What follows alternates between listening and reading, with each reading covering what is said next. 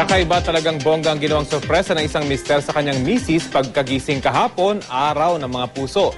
Paano ba naman?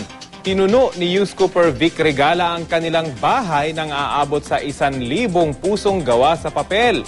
Sa bawat pusong nakadikit sa dingding, laman nito ang kanilang wedding songs, pick-up lines, love quotes at mga special na petsa at lugar sa kanilang 7 taong pagsasama. Kwento ng News Cooper, ginawa niya ito habang natutulog ang kanyang misis.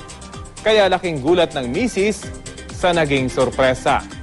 Ayon kay Vic, mabibilang man daw ang mga dinikit niyang puso sa kanilang tahanan, hindi raw nito mahihigitan ang kanyang pagmamahal sa asawa.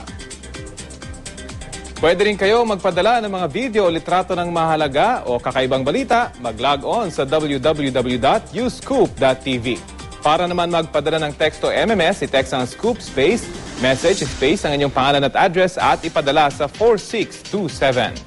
Paalala lang po sa ating mga News Cooper, yun lamang po mga video at litratong pagmamayari nyo mismo ang ipadala sa amin.